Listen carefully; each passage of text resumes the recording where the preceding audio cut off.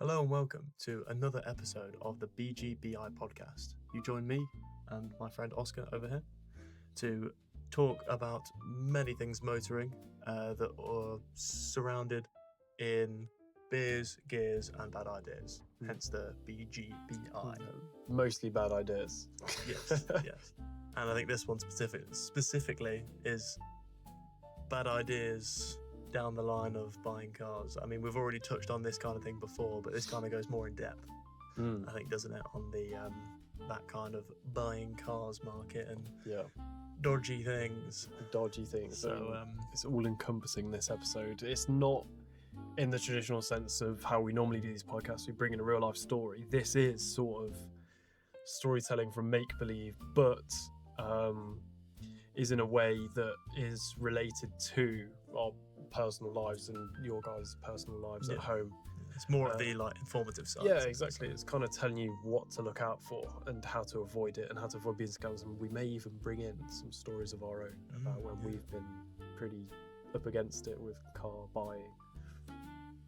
Indeed. So I mean, I think we'll just head straight into it. I mean, just before we'll start, the kind of format that we deal with, you might already know it, but the format that we go for is a little bit of chinwag to start off, a little bit of what we've been up to, what you know that's in the news, then we'll head straight into the story. We always got a story each episode, and after which, if you don't drink beer, then you can move on to the next episode, but if you do, luck will have it, because we are reviewing another beer, as always, afterwards, and this one's a good one, in my opinion, so Yeah, I agree. Let's see how we go with it. So, without further ado, let's go on to what do we know? What do we see in the news? I would like to kick off first of all. Go on. With GTA 6. Mm. It's ramping up. Mm-hmm. So we've seen there's a trailer that came out, and now more bits coming out about it. And to link it to what we know, the motoring side of it, the cars. What kind of cars do you think we can be ready for? Expect to see. I think we're going to see, as with any GTA and as with to get anyone in GTA to buy shark cards to spend money to boost the profits of the shareholders. That's why they do the game. Yeah, it's going to be a lot of sports cars. I feel like mainly, obviously, that's what you know GTA for, and people love Grand Theft Auto 4. We're going to see a lot of resemblance to real life, I think, 70s style cars. We're talking, this is based in Vice City, which is obviously like the equivalent. What is this one based in Vice City? It is, isn't it? Well, they've already got a game with Vice City. I know, but I think this one is based in the same area. Or is it Florida? Something like that. Well, I mean, yeah, the trailers that are out, it gives that 70s, 80s vibe, doesn't it? That's where with that's the where music the and all that kind of thing. So yeah.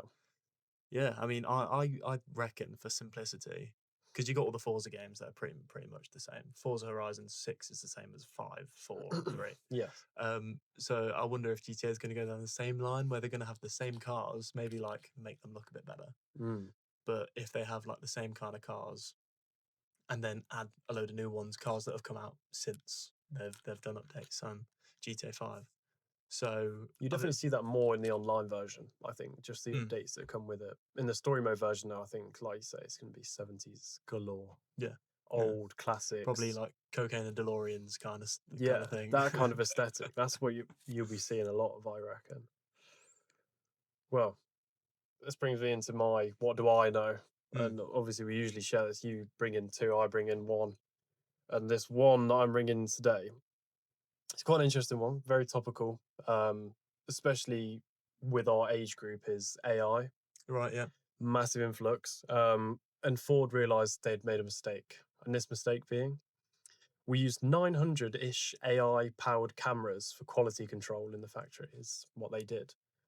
And this led to some issues, some quality control issues, which, is never good for a brand. And they had to end up hiring back over 300 senior, or what I've got written down here is veteran quality inspectors. So I think they made a big boo-boo. They're probably on good salaries if they've been brought back in. Yeah, they don't want a job again. It's funny because obviously they would have thought they would be saving a lot of money here. We'll just stick these AI cameras in, but yeah, it's not the same as the human touch. We don't know what it will bring in the future. Obviously, it's continuously improving, and it's always an interesting space to watch. But Yeah. is it a bubble? It's hard to say, isn't it? Because it's so useful and ever evolving, and eventually just writes itself. But in this case, it hasn't seemed to work out very well for a big conglomerate that is Ford. Well, it depends how you implement it, I think, because it's like with a lot of different places, I know from experience of what I've seen around different companies that have brought AI onto their systems, and that's they bring it on as like because you've got positions in your workplace where you've got like the younger like understudies that have the kind of easier jobs, and then you've got the veterans, like you say, that are like the managers. They know what they're doing. They know how everything goes. Exactly.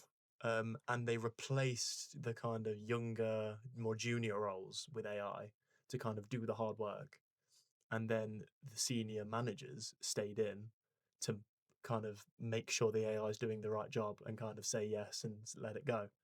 It sounds like what Ford's done is they've replaced both the hands-on work and the ones allocating and saying yes, good work to the the both roles is what I'm trying to say. And that's just completely blown up in their own face, because not only are they doing the work, but they're also approving their own work, which is never good. Yeah, no, exactly. But it's good to see that people are getting their jobs back after AI, and maybe this is what's going to be the downfall of the AI boom. Obviously, it's too hard to say just yet. But if people are getting brought back in already, then you can only imagine what's going to happen in other industries. It brings fear as well exactly. around all industries about how it can go wrong. Yeah, exactly. It's quite a scary concept, and obviously we don't want to lose our jobs to AI or anything like that. But AI can't do this, this side of it yet properly. We don't know. Not for real. Maybe a fake version. But Exactly. Not for real. I mean, what AI is going to stand up on stage and present like we eventually want to do, hosting a live podcast? I mean, that'd be cool, wouldn't it? But I don't think people would be too chuffed about having robots doing the exact same thing. I don't know. There's probably a market out somewhere. Yeah, some weirdos sat behind a computer with an anime body pillow, maybe. Yeah, or something. That's exactly the kind of person. It's like, you have one more thing, don't you, to say? Yes, slightly different. I mean, it ties in with the kind of what happens in companies and different negotiations and stuff like that. Volkswagen has refused to work with Bosch. Now this is a big thing. I mean, you think, why the hell are Volkswagen talking to? Did they have a contract and cut ties with them? Is that what they did? Yeah, originally. Yeah. Because originally, obviously, a lot of Bosch parts on cars, quite a lot. I mean, you go on to like Euro car parts. It's always first resort. Literally Bosch everything. But yeah, if you're not really that into cars, Bosch makes more than your washing machine. They make loads of car parts. And obviously Volkswagen being a massive company, Bosch being a massive parts company, this is a big like thing that's happened. They've completely cut ties with them, and it's over the fact that they're just not. They're not competitive enough. Yeah, not competitive enough. And so, they're not leading sort of the industry way. They're not being super out there developing brand new spec parks. Yeah. Maybe is that what are they? It's almost like, are they comfortable maybe in their position? Yeah, I mean, it's almost like they're being caught up in the now instead of moving into the future, because you can imagine Volkswagen is quite a ever evolving company. It's not like they can just keep on rolling what they've currently got. They keep on evolving, and if the parts aren't evolving, then what can you do? I imagine with the battery technology that is required for a lot of the cars nowadays, it's quite hard for companies to keep up the demand, especially on the battery side of things. And there's big innovation pushing in that direction. There's a lot of new parts being made, so I think that is what's set the bomb off. But yeah, that's a big move in the car industry. That is big. That is very big. I mean, obviously we record these episodes in advance, so it may not be as topical or current as we like when the episode goes out, but as it's happening, that is the biggest news that's surrounding us and the car sphere. Obviously, the GTA link is something we just wanted to talk about personally. There's a little bit of excitement builds up for it, but even though I don't think either of us might play it because I don't want to buy the new Xbox. Well, yeah, with the fact that it's going to be so so high in storage, so high in running capacity. It's going to be like, and it'll probably be like what 80, 90, £100 for a game, oh god, yeah. which is obviously nothing like it used to be back in when we were playing. Probably like 40 quid for a game, Mm. like the top end, brand new. I was going to release, say yeah. that would be like the top end. You pay like 10, 20 for a standard game. Or free, like Roblox or Fortnite was back in the day. Back when it was good.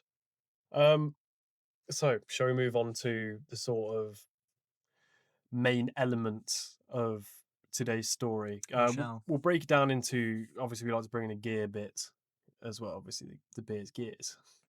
We'll bring in the gear bit. So today's story, or stories, obviously, as I say, are going to be made up but applicable to the scenarios of people's everyday lives when hunting for a car. So it's more of an informative episode of how to dissect certain information you see online and how to implement these ideas we'll give to you guys when hunting for a car, to make sure that people don't get ripped off or they know what they're looking for. Because it's an industry that's increasingly more saturated with Facebook market shit and scams. And I saw a statistic. So I think Santander ran some risk management calculations on the sort of scamming market and how much Facebook Marketplace scams are costing people in general, and it's over £400,000. And it keeps going up year on year. It just keeps building, developing.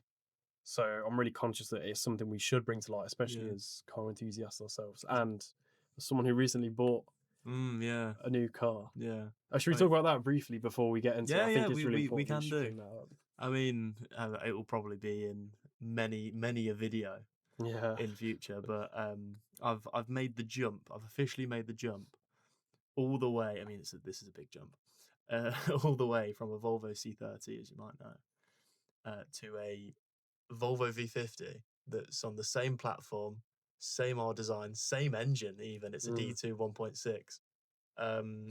The only difference is the color of the paint and the size of the boot. Yeah, and that's it. But it does look pretty spanking, doesn't it? It is pretty nice. So yeah, I mean, it's got all the mod cons in it. Yeah. Other than like the sat nav and stuff like that. But sat nav's probably too old by this point. I don't even know if it works. It might not.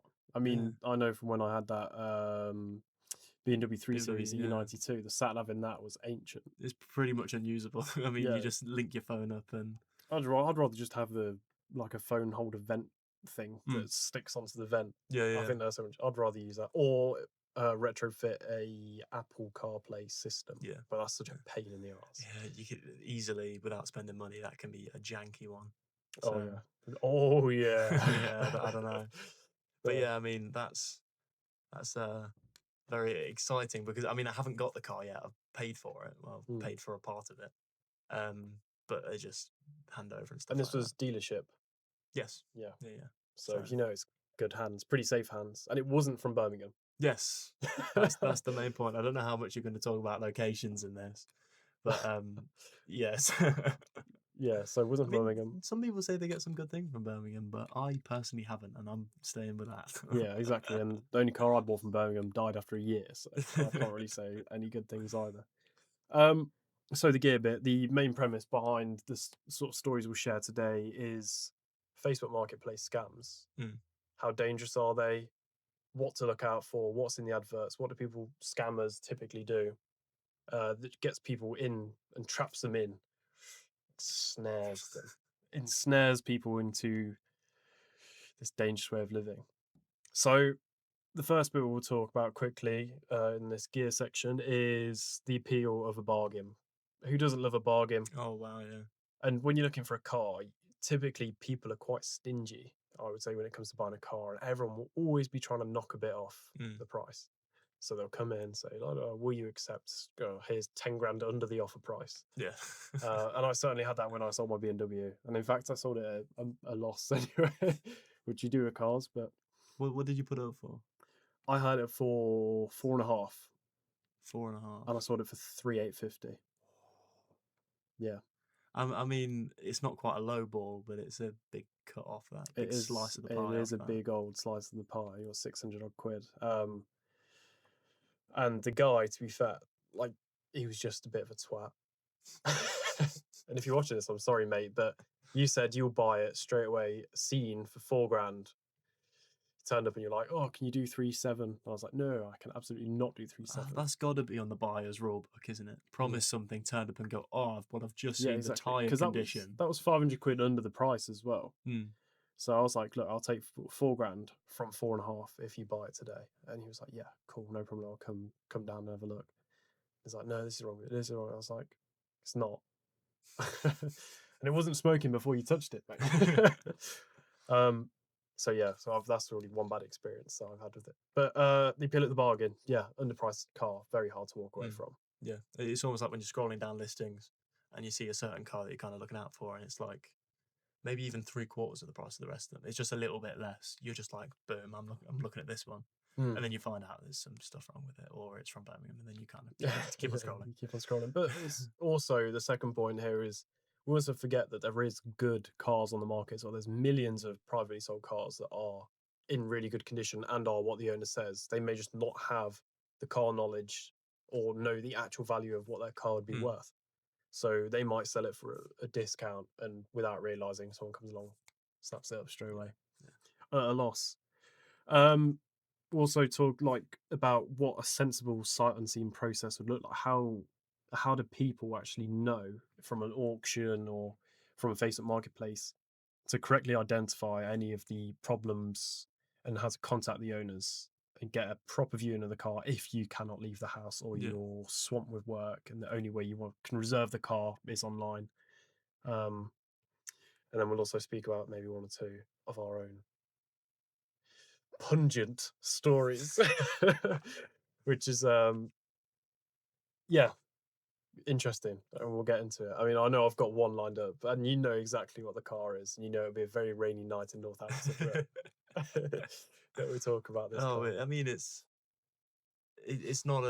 always not a good story, but it's law. It's like if you don't have these bad stories, you haven't lived. Always, you say you have fun talking about them more than you had fun at the time. No, exactly. That's what counts. So we'll move on to the first story, and again, obviously these will be all fictitious. It's just coming on top of our heads, of how you get into this situation in the first place. How does this look? So my usual format, I would go through and I'd choose outline key people and the different acts in the story. If you've listened to previous episodes, if you haven't, go and listen to them after this one. But that's how I normally do it. Key people, then I go through the story and I have different acts, break it down into sections so you guys can follow along. Yes, you do. This one, I've got 5 acts, but obviously no key people, and this is purely just imagination. And definitely not for someone who's probably had these experiences. But it's based on what is kind of out there. Exactly. So, Act 1, the listing. You're extremely giddy. Maybe you just had a promotion at work. You've run into some money. Maybe your old banger's slowing down and it's time to get a brand new car or brand new to you car. You sit and peruse Auto Trader and nothing is tickling your fancy. God, all these cars. How can there be 200,000 cars on the market and they're all shit? And then you decide to venture into the unknown, the Netherlands, Facebook Marketplace. I knew that was coming. So this is where people get you with the bait. You're scrolling through, you input the different search features, you change the radius, you want something close by. Oh, there's nothing. Let me just stretch that bar further and further away until eventually you've got a 200-kilometer radius and it's any car that's below $4,000. This is where it gets scary. People can, and as you know, people can create Facebook profiles. You don't need any verification. You can just go straight in. You can create an email there, get the email verified, log into Facebook. There's people out there that will copy pictures of these cars. You've got your radius in, you see, damn, a BMW 3 Series with 70,000 miles on it for $3,500. Wow, that's a bargain. Full service history, everything with it, all the mod cons, the air con's been regassed. It's even had a timing chain. Big jobs. Big jobs. And you go in there, you scroll down, the description looks legit. The person's got a profile. It's good stuff. One thing people don't know, these pictures are stolen from other existing cars that honest sellers have up on other sites. Ah, Obviously, right, as you yeah. know, on Auto Trader. The existing person's Facebook profile picture, it looks legit, but again, anyone can do this and crop it in from Google. It looks completely real, obviously, but there's something in the back of your mind, especially as a car enthusiast, you go, that is way too good to be true. Mm. And maybe as someone who's more cautious when it comes to buying expensive items or big purchases, you know, you're going to have that caution. But you're in this situation, you see it below market value, it's got all these brilliant descriptors about it. You think, wow, this is going to be absolutely fantastic. I should go and purchase this car. So let's take it on to Act 2. Let's say you're really happy with the idea of this car.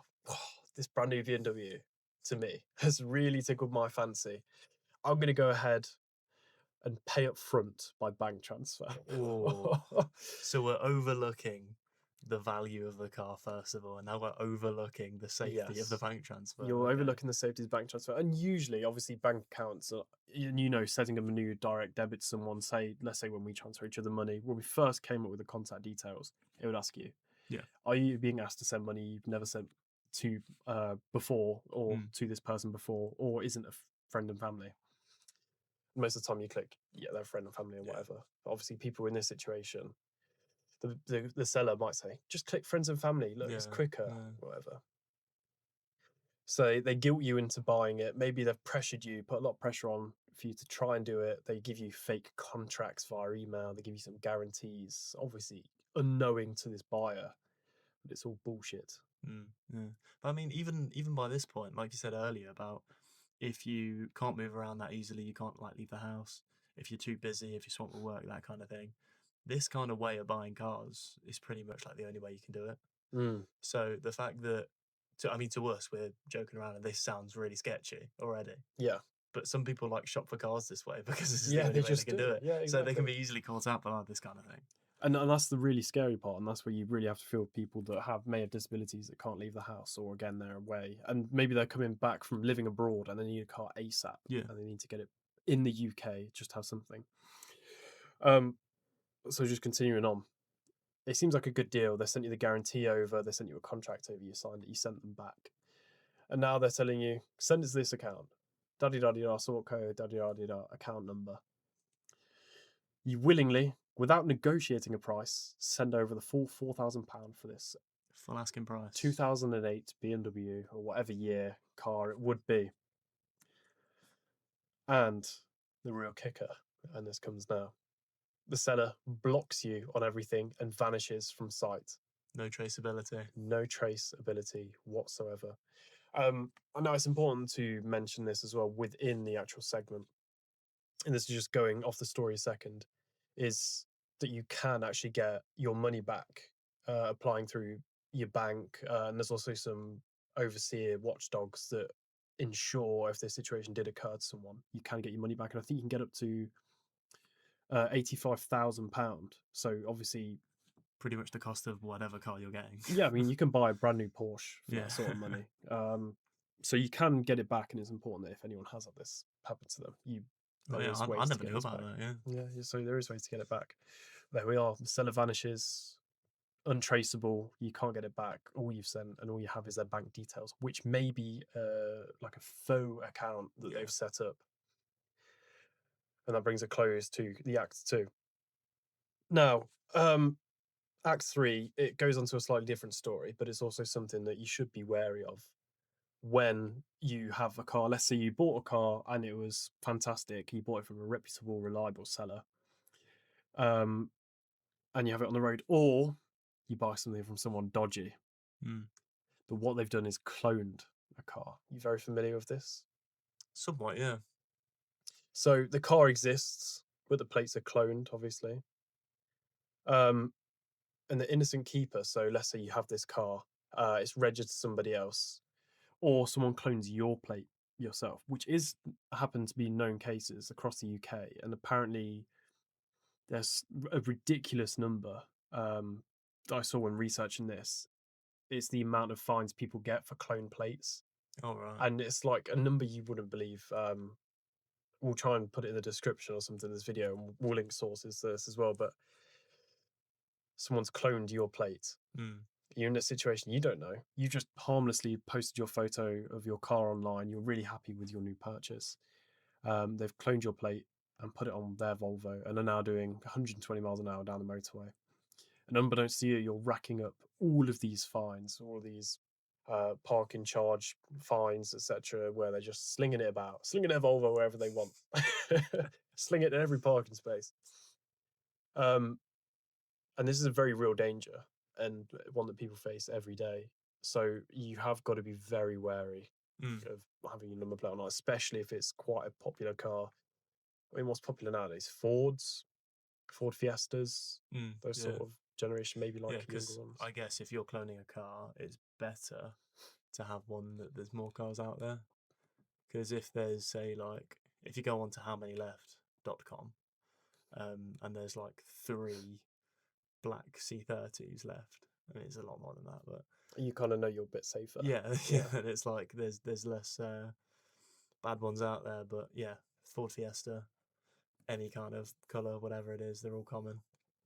There's a higher chance that there'll be someone out there, but Yeah, I mean exactly. that's not advice saying get a rare car, because then you've got the problem of parts and expensive and Yeah, all exactly. that. It's about being cautious online or wherever you have your number plate, or not parking in dodgy areas. Yeah.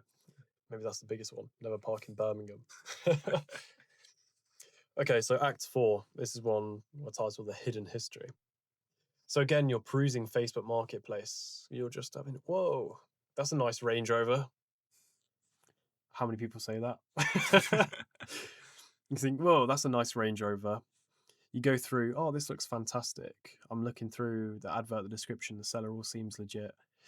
And this time you buy it, you inspect it in person, it seems fine. And the seller seems reputable, you know, they've got a bit of pizzazz about them. They're very good salesmen, maybe. They sell you the car, you sent the money over after they've sold you the car and after they've given you keys. So you've done it right in the first time, unbeknownst to you. This car has been title washed. It's had write-off, Cat C. You know, we've got the different categories in the UK for different levels of damage that's been wiped, or link back to a previous episode, and you should watch this episode 2. Car's been clocked. Yes. Now, there is ways, obviously you can check this online, you should do it, but in this scenario, we'll say that this person did not check whatsoever any of these histories and this brand new Range Rover to them that they've bought, they're super happy with, but they don't realise that it's been clocked from 250,000 miles to 50,000 miles. And it was that shocking statistic, and it was just over 20 cars had over 4 million miles deducted from them by being clocked, didn't they, in that story? Just by one organised team, I think. Was it the family or the... was that the one from Kent? Yeah. The Kent gang. And the Birmingham gang. Yeah. I think it was a combination of all, or was it just the Birmingham gang? It might be just there was a gang, there was a lone guy on his own, and in London, family. Yeah. And there's a family. And I think Birmingham family. Yeah, exactly. So this person, unbeknownst to them, had their Range Rover clocked 250 to 50,000 miles. And you wouldn't know at the time, everything seems tickety-boo.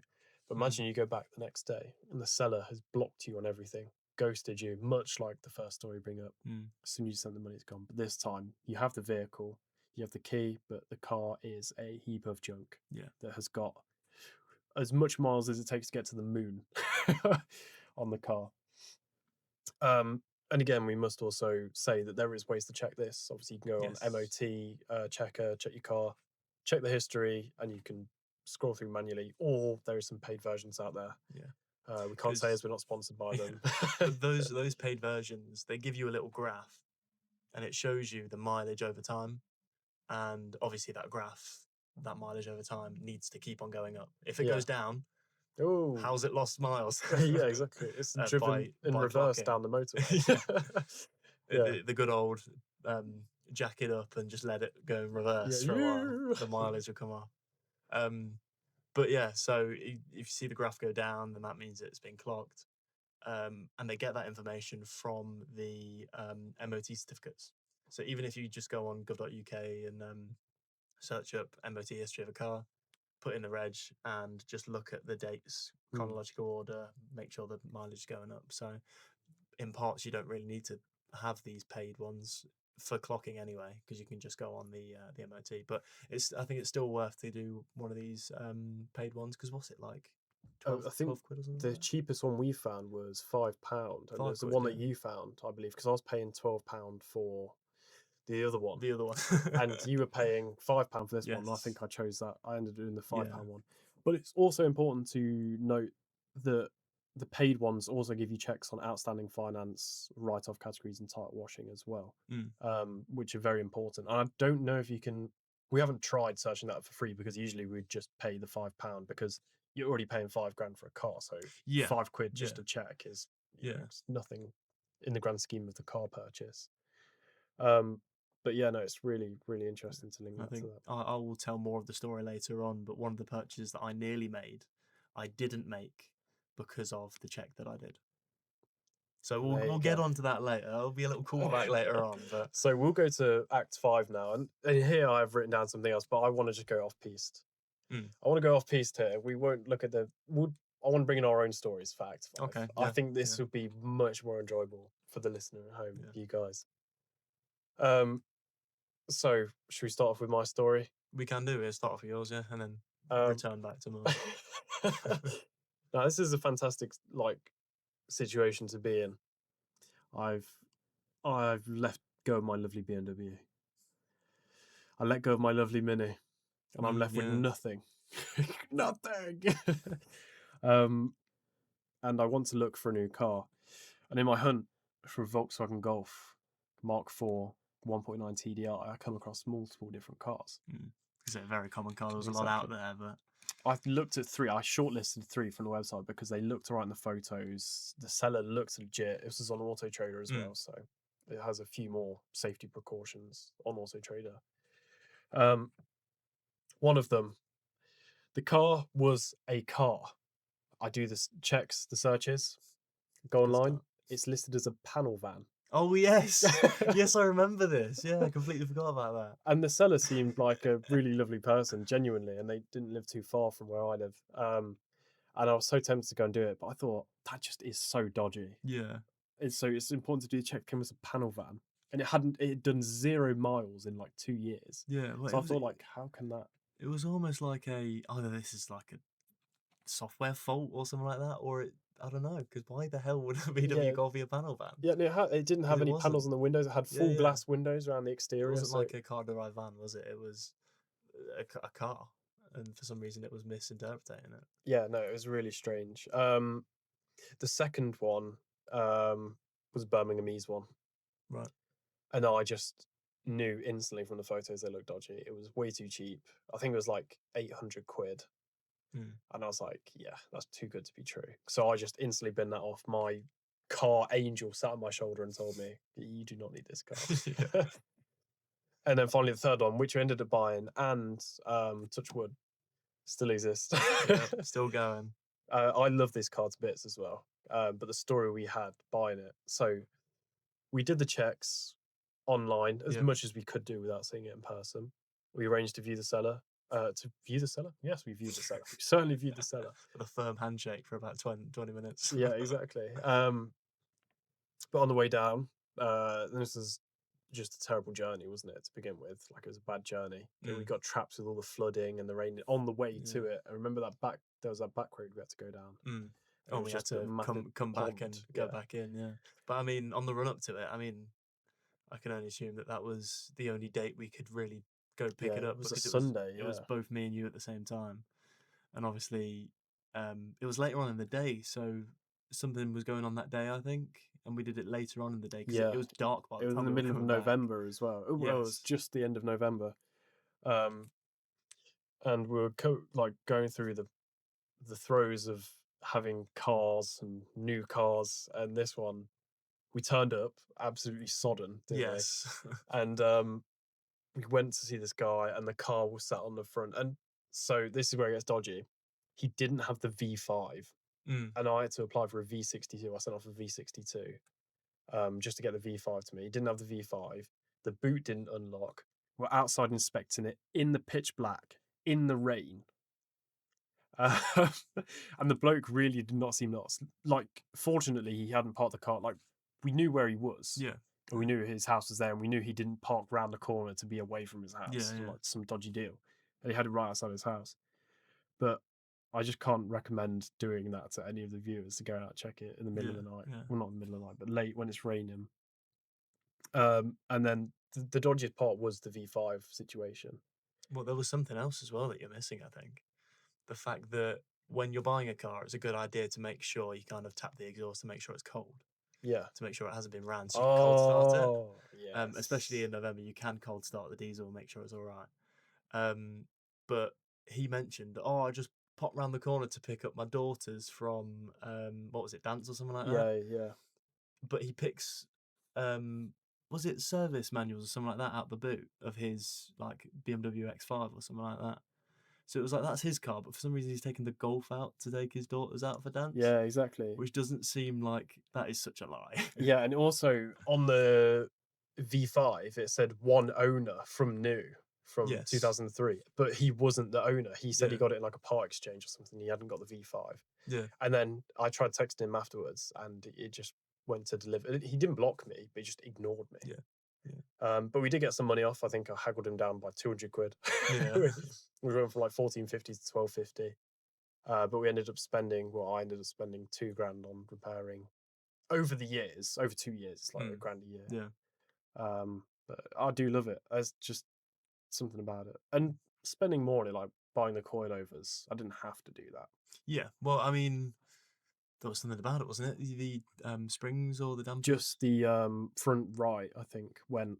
Yeah. And I think to buy the coilovers, it was about the same price as just buying one full replacement strap. Yes. Yeah. But yeah, that teaches me to be dodgy. And if I go and buy a car in the future now, and I'm not buying a car for as long as I can see, because you say that. I'm not buying a car until it's a Porsche. But I would go in the daytime.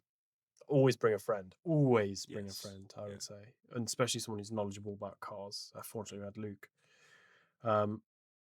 But yeah, always bring a friend. Yeah. But there we go. And the V5 showed up on my door. I was the second owner on paper, so it still looks really good, obviously, and the car's in good nick now. A lot of TLC has gone into it. I think the word would be luck. It is, well, with any car, it's luck. Oh, true, yeah, because there could always be something hidden that no matter how hard you check, no matter what you check, it can still be something underneath. But exactly. It could also be the other way around. Maybe you're not checking anything and you get it's perfect in every way. Exactly. You just trust the system. But I think the important thing about the story that you just told about your Golf is the fact that in those times of it's sopping wet, you've just drove there for 2 hours.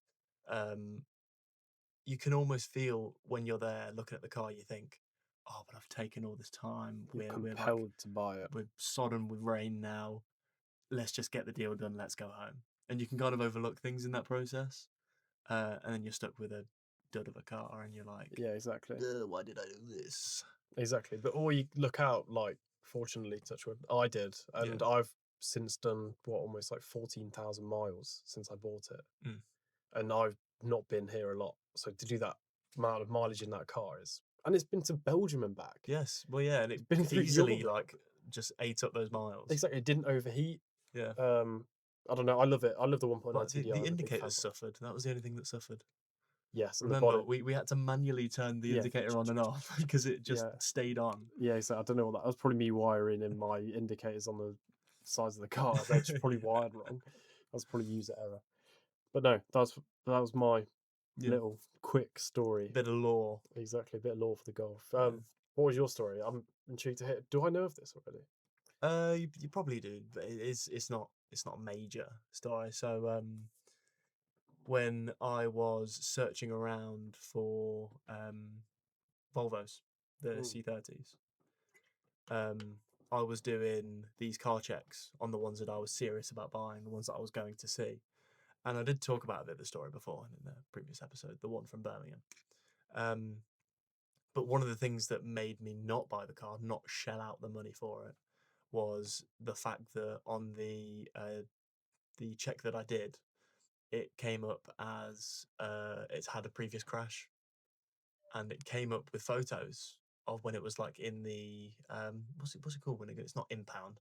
That's like police Um, when it goes into like the not like just emergency repair garage kind yeah, of thing. yeah, and they always take photos and kind of like make sure the write off because it was a Cat N, I think. But there were photos of what the car looked like when it was smashed up and stuff like that, and the front bumper was gone, the light was smashed, and it was like what you're buying is a completely sound looking car. Everything's back on it. It looks fine. But looking at the photos, you could see that there was like bending to the structural stuff, and it was just like Ooh. that's not a car anymore. Definitely Yeah, not in the that's front a end. death trap. Yeah. Yeah. And the thing is, before seeing those photos, you don't know what the inside's like because you think Cat N, oh, it's probably been repaired, and then it looks fine. Let's go. But How much was this car on for?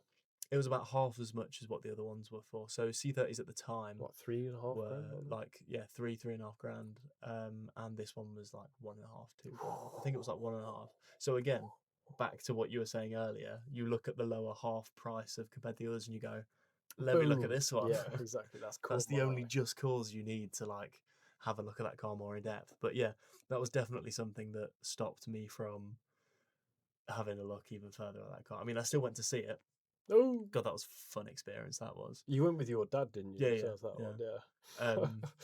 But yeah, it was just two blokes who had jobs. This was their side thing because this was before they went to work. It took that long to inspect the car that one of the guys had to go to work. He was late for work, and he drove in one of the other cars that they were selling. Oh my god. But it was like one of the tires were bowled, the other one was flat, the battery was dead. I mean, it was just like Dodgy problem as after can be. problem, and it was weighing up the price, the fact that it was half price, and also weighing the work that definitely needs to be done before driving home.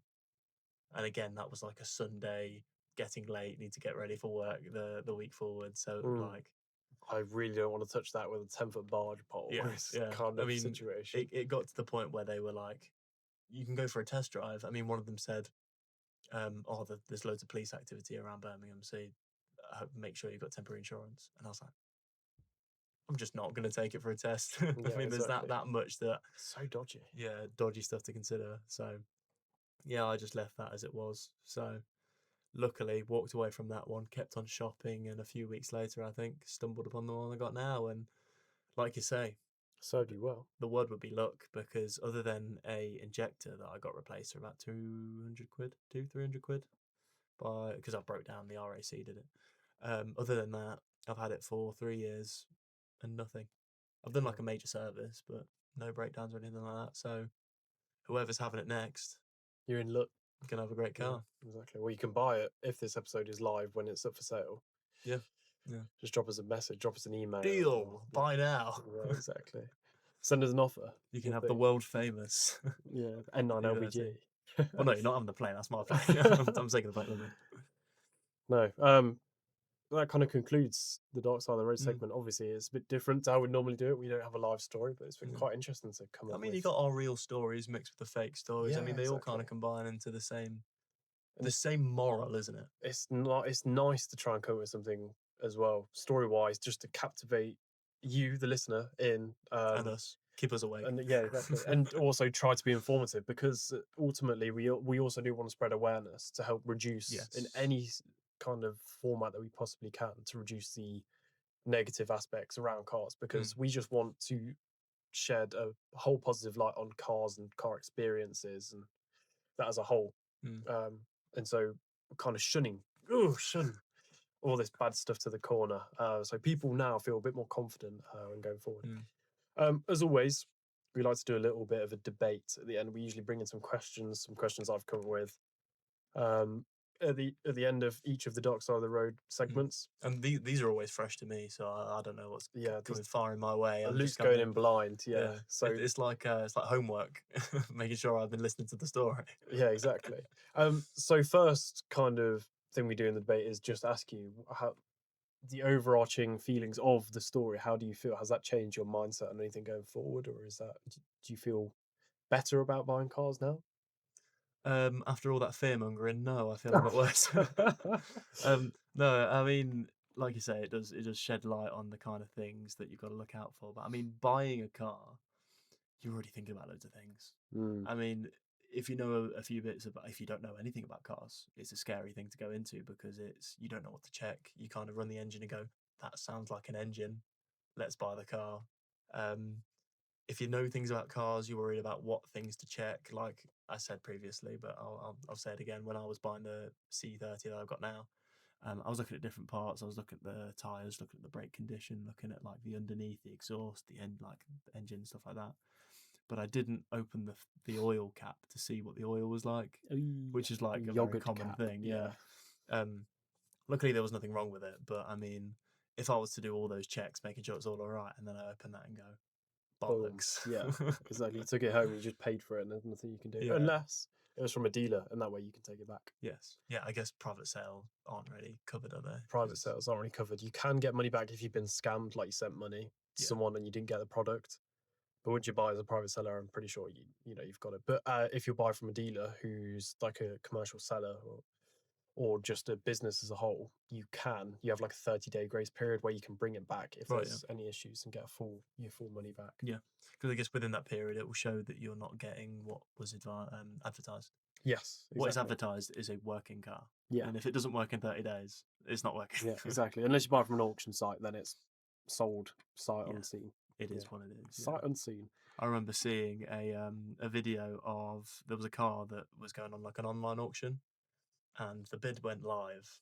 Well, the auction went live, and there was loads of bids going through. It racked up from like 10,000, 11,000, 12,000. It was like this Mercedes, and as it does it, it automatically flips through the like a slideshow of the images. Yeah. And it was like the front of the car, nice picture of the front. And the moment it flicked to like a picture of the back, which was just completely shunted and destroyed, all the bids just stopped flat. So it was just like 10,000, 11,000, 12,000, 15. Was it relatively new Mercedes as well? Yeah. It was like an E-Class, relatively new. And just because it was up for so cheap, everyone was just flooding it. And then crash damage. The rear image comes. Everyone stop. Yeah, exactly. That'd be quite fun to see. I just found that so funny when I saw hive mindset of shit. This car is absolutely totaled. Yeah. So let's bring in the debate prompt. Whose fault is it when someone is scammed on a transfer they authorize themselves? The victim, the bank, or the platform? So obviously, Facebook Marketplace is the platform of choice in this.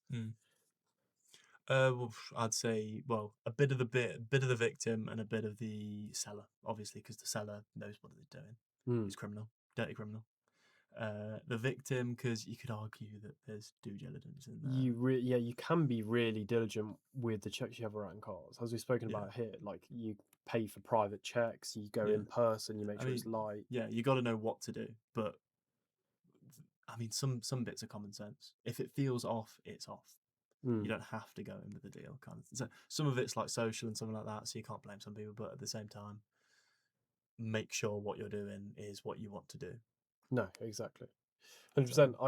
I literally couldn't agree with that. Yeah, I don't think you can blame the platforms at all, because at the end of the day, they are just a medium for allowing people to sell what they want to sell. I mean, you hear things nowadays of people selling like Angry Bird plushies for $4. No, like 4,000. No, what is it, like $400,000 with like code words that means it's a child for sale, or some dodgy stuff like that.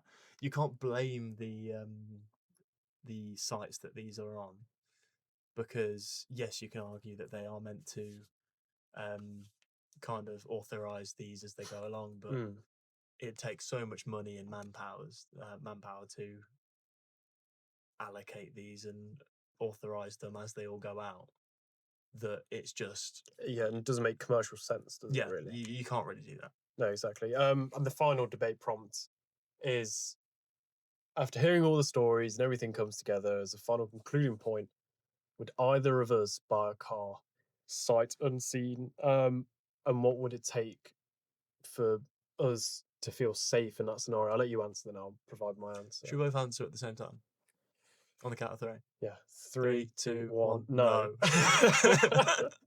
I don't think buying a car sight unseen, they could ever do anything to make me feel safe, unless they had a certified mechanic who was my friend, who went out there and checked everything for me, and they had like. But then you could argue it's the same as seeing it yourself. Yeah, exactly. But I don't think I could ever buy a car sight unseen, no matter what reassurances they could give me. Yeah. Never. Yeah, because you're just going with what they say. and you Yeah. can't really trust someone that you've just met 5 texts ago or one Yeah, phone call who ago. wants to make money out of you Yeah. and is selling you something. Yeah, so it's, I mean, some people do it, like say auctions and stuff like that, but that's mainly people that know what they're doing, can repair things for cheap, and they can turn these cars around. But yeah, I think it's a stupid idea to trust someone that's literally doing something to make a bit of money. So yeah, it's just a silly thing to do in our collective opinion. Yeah, exactly. And we know a thing or two about buying and selling cars because I know you've done it a couple of times. For my age, I think I've bought a stupid amount of cars. Yes, you've Just been off. through quite a lot. I mean, Yeah. you've sold a few, written off a few, broken a few. I think so. I had, just to quickly go through, I had an Astra, then a Yep. Fiesta. We had the Astra for quite a short amount of time. You were learning in that, and then Yeah. pivoted over quite quick. Yeah, so had that Astra Fiesta. Then I used my mum's Corsa to learn in as Yeah. well at some point. Then I had, used a lot, I should say, another white Fiesta, which I wrote off. Then I had a Mini, then a BMW, and now a VW Golf. Yeah. So that's 7 cars at the age of 22, which is pretty bad going. I mean, to be fair, you didn't own 2 of those, Yeah. Fiesta and the Corsa. Yeah. Yeah, but still 5 cars. I've Yeah. had Polo, C30, now V50. Yeah, exactly. Yeah, no, it's interesting stories to have, but then also, some of them break. That's what cars do. They tend to break, especially older ones. But that's it. That wraps up our today's episode. As usual, move on to the beer segment now. If you guys don't drink for whatever reasons, feel free to skip on to the next episode or previous episode if it's your first time joining us. Thank you very much for watching this episode. For those that enjoy beer, come and join us. We'll see you in the next segment. And for those that don't, we'll see you on the next one. Thank you very much for listening. See you around other socials. But yeah, for now, definitely. Thank you for listening.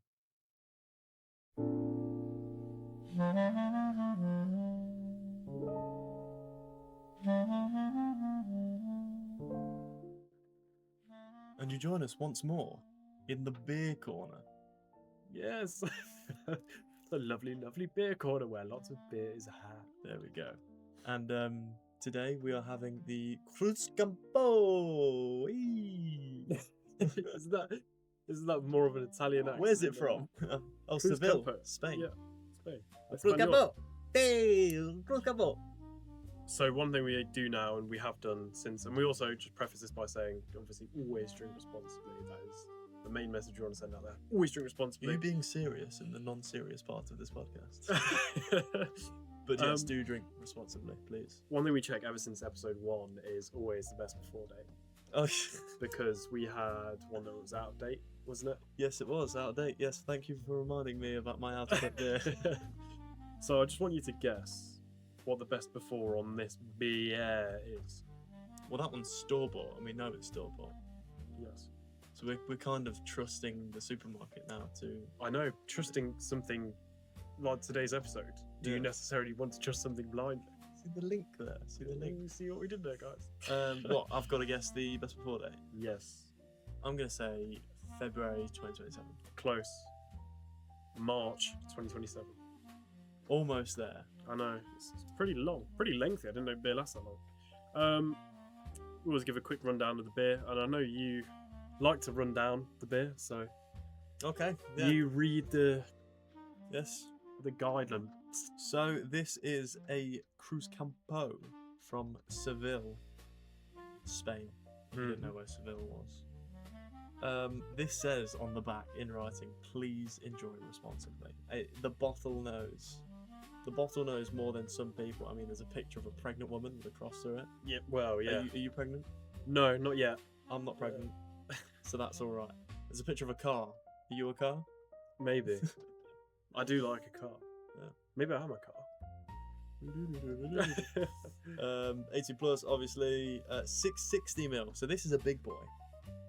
This is one whole big boy. Ta-da! More than a pint. So obviously 2 of these, and you're no can do, can't drive home, mate. Yeah. But we are sharing this big boy. So yes, half pint each, more or less. Yes, sir. So, I mean, there's not really much on here. Normally it says premium beer, brewed in blah, blah, blah, blah. There's tiny writing on the top. Is that by any chance, and this may be a little bravery, is that AB InBev UK on the back? AB InBev. It's really small writing on this one. I don't think it is. Is it not? UK Cruise Campo. No. No. Heineken. No way. Yeah. It says consumer care at heineken.co.uk. Not The AB more InBev. you know. No way, all beers are owned by one of 3 beer companies. Who Yeah, would have thought? Exactly, and also brewed in the UK, not Yeah. abroad, like in Seville, Yeah. which obviously we knew. There is some writing up here. It's in Spanish. Oh, I'm not Spanish, so I can't read it. But it does have the date 1904, which I can only assume is when they started making beer, It's when they were founded. which is quite late for beer making, you think? Well, considering beer's been around for hundreds of years. Yeah, it's pretty much been around longer than drinkable water has. Let's have a look. So, I mean, are you any good at Spanish? You're better in Spanish than I am. I'll fill the gap here. Cruz never mind. Campo was founded in Seville in 1904 in La Fábrica de Cerveja, which is something of a place. De la Cruz del Campo. So Cruz my- Campo is a Cerveja lager. Is that premium or I don't know. I think a lot of that is speaking about place names. some buzzword in there that we're missing? But Its premise is it was founded X, Y, Z number of years ago in Spain. in Spain. Yeah. Right, so with no further ado, we'll get on to drinking this bad boy, because that is what we're here for. Can I open a bottle? No. I mean, it didn't make a very pleasant sound. No, it's not. It's not shouting about it. I'm going to put this on the back table. So, obviously. Oh, for the he's old glass. Need to make sure I get all the head out of it. That's for sure. Look at that. That's pretty spot on pour. Mmm. I think that's the best pour you've had on this podcast. I'm learning. I'm getting there. You can never catch me behind a bar. It does smell pretty beery. That's always a good start. Mmm. It smells quite like. It smells very nice. Very pleasant, actually. Very nice and golden, as per usual. Yes. Yes. I mean, Classic beer instinctively, don't know if it's just because of a beer, just because I'm having a long day, or the kind of what this is doing to me, but I just nearly went for a sip straight away. Yeah, I know. I had that feeling as well. It's kind of mouth-wateringly summer beer. I think that is. Obviously, we usually have a lukewarm beer, and this one has fortunately been in the fridge. That might be what's. So I feel the coldness, and it goes straight to my mouth. yeah, exactly. Nice cold beverage. I say we clink and go for it. Are you that thirsty? I am. Cheers, old boy.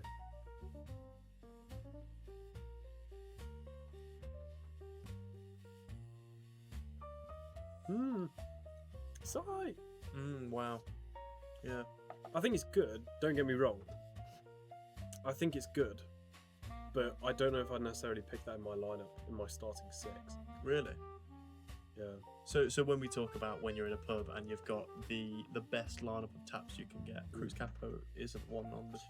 No, it isn't. Really? Is Cruz This is Campo- one of my go-tos to be on the tap. Yeah. Really? Whenever I see that in a pub, I know I'm safe. Maybe it's better straight from the barrel in the. Than a bottle. Yes. Quite possibly. I mean, people normally say that. Yeah. It's good, don't get me wrong, and I would definitely have this as a summer festival beer. I think that will go quite well as a summer. It's quite Yeah. light. I mean, along the theme that we've kind of randomly picked up, we kind of talk about some beers being more wintry, more summery. Yeah. This does feel more summery, like a Oh, definitely. I mean, fruitful. usually what's on tap, let's say you got your Stellas, you've got your other kind of concoction of ciders and whatever, and this was on there in a pub in, I know in the Bull's Head in Countersthorpe, let's say, for example. I think they have this on tap. Right, yeah. I would probably pick that in there if I didn't go for a Guinness, as I would usually do. But if I had to choose my own starting 6, unfortunately, it wouldn't make the cut. but it's still good beer. Don't get me wrong. Oh yeah, yeah. It's a very good beer in my opinion, and I think it's almost like an all-rounder. You've got a bit of summery in there, but you can also enjoy it in the winter. I mean, like you say, there are different beers that we'll probably cover in future that kind of trump over this, but I mean, I think it's an all-rounder, and that's something that kind of boosts it up for me. Yeah, it does fit the bill, doesn't it, really? Yeah. I suppose we started to take into account more of everything about the beer, not just tasting on the day, but we've taken into account, how it would be from a beer garden, especially with beers we know. We factor it into the equation as well. And some people may think that's unfair when it comes to sort of these craft beers that we only try once and never have on tap. But, they're craft beers and are quite... Or you never know, we might give them a fantastic rating. But with these ones, these popular brands, we're taking into account a lot of the exterior factors. Yeah. I mean, I think it kind of shows what beer is to us, really. It's more of like a social event sort of thing with your mates, with family, kind of celebration. I mean, people probably see the same things, but especially in this country, it's very traditional about enjoying nice times with nice people with a beer. It always amplifies things and makes things better. Or worse, depends on what kind of person you are. Exactly. One thing we need to get into, and we usually do this fairly quickly after, is the rating. Indeed. Scale 1 to 10. We've had some very heavy hitters. The ones we've had so far have all been very good beers with some really good beers. I'll let you start off. I'll let you let the greyhound out the gate. Okay. Yeah. Well, I think obviously starting with the fact that the versatility, the summery to winter, you've got a bit of both. It's not necessarily one of them, but I guess what takes away from it is the fact that it is neither of them. It's not a inherently wintry beer, it's not inherently a summery beer. So even though it is one that I see on the tap and go, I'm safe here, at least I've got one of these, if they've not got anything else, it's still not one of my go-tos, as you say. So if there's something else that trumps it, I'm definitely going for something else. So I think for that reason, the fact that it's not a specialty, premium, beautiful, it's kind of like, I'd say it's about standard, maybe above standard. And I'm gonna give my rating on the fact that it's slightly above standard and it's got that versatility. I'm gonna give it a bold 7. I like where you were going with that, and just to weigh in my rating out of 10, I think you explained that really well. I think also that's kind of persuaded me to give a similar score. I think I will go for a 7 out of 10 as well. And Beautiful. with my first sip, that's where I was leaning to 7.5 mark. But with your excellently persuading argument, I'll think I'll stick around a 7. Yeah. I think that's a very good judgment. It didn't scream out to me when I had it first. It didn't leave me gobsmacked. But I thought it was still... But there's nothing there that's like, this one. It's better than average, because obviously if you had an average beer, it'd be a 5. Yeah. Yeah. But no, it's definitely better than average. And it's an enjoyable beer. I mean, we'll definitely see this bottle off. Oh, 100%. Yeah. Maybe even a second. No, we don't have a second. Unfortunately. Yeah, about time that we got a bit of a shitter on this. We've had really quite a few need good to- ones. You really need to bring in terrible beer. Maybe we bring that in the next episode. Maybe we bring in something completely rogue. I mean, just to name a few, I've in the past had a Yorkshire pudding beer. Ever heard of one of them? Is it horrible? It tastes like beer. Really? It's not very dissimilar to other beers really, but it's just I found it intriguing because of the way that it was manufactured. Really, the fact that How is it manufactured? well, I don't know, something to do with Yorkshire puddings. Say it was a while ago that I had it. I remember it said on the bottle, but I can't remember it now. Something to do with the yeast from the Yorkshire pudding making process, that kind of thing. I'll tell you what beer we should really get on here as well. Speaking of interesting beers, and speaking of something that's not necessarily native to us Brits, is a VB Longneck. I've also had one of them. You have? Yes. But I think it'd be really interesting to bring on. To rate it properly, because again, like you say, the beers that we have had in the past we've either enjoyed with people, not really thinking about how it tastes and how it kind of goes with the social aspect. So the fact that we sit down with these, it's almost like a fresh new beginning. So along with the Guinness tasting thing that we've been taught Yeah, no, by the Guinness professionals, we try to bring that in on every beer in this segment of the show, don't which we? I mean, you can explain that if you want to. So just the quick, brief synopsis of it was: you take the beer, you hold it in your mouth for a couple of seconds, and as you swallow, you breathe out your nose, and then it kind of opens up all the taste buds on your tongue, and you can really feel, especially if something's got a lot of flavour, like popping off. Yeah. And if something's particularly hoppy as well, I feel like you can feel it on the tongue, and you can definitely feel when there's more life to a beer than other beers. And it won't really well Guinness. Obviously, they're going to do whatever they can to make it taste the best, and it is great. Yeah, I mean, you can say it's marketing, but I mean, if you haven't before, try it. Obviously, hold it in your mouth for a couple of seconds, swallow while holding your breath for a couple of seconds, and then exhale with that kind of flavour coming back up. And once you try it, you're like, oh my god, things just taste like 10 times as tasty. Like, exactly. You really think about the flavours and think about how they're developing on the tongue and the aftertaste. But right now, I'm kind of a dry aftertaste. But initially, when you first take that one down, you do feel it bouncing on the back end of the tongue a little bit as well. Tingling on the tongue. Tingling of the tongue. Tongue, the teeth, the lips. But it's a good beer. Yeah. I think a 7 is a very fair rating. Another good one for the books. Yeah, definitely. And it's the colour. That's a pretty damn good colour as well. Yeah, I mean, another dehydrated piss colour. But it's, I mean, it's very gold. It is. Obviously, they're all gold, but sweet nectar of the gods. Considerably, because we've had, I think the Mahou was quite dark, wasn't it? The Modelo was very golden, similar to that. Yeah, that's true. Are you having a go at my terrible pour techniques? I mean, that's all right. That's not bad. Poured all right. No, overall 7. I think we're relatively happy with that, aren't we? I think that sits joint. What's the lowest score we've given already? Is that the lowest score we've given? I think there must have been like a 6. The Korev might have been a 7 as well, or a 6. It was around 6 or 7. You guys will know the charts. There'll be a chart around, or there'll be a link to something or other with the ratings on. I'm sure we'll concoct that at some point. I think that's a pretty good score. Indeed, another good beer. So, if you like these episodes, please let us know. We read all the comments, we look at all the ratings and stuff like that. Any recommendations or any stories to tell, we can tell them, no problemo. Obviously watch the other episodes, any future episodes, any other content we've got out there on different platforms, other channels, stuff. There's so much to explore, guys.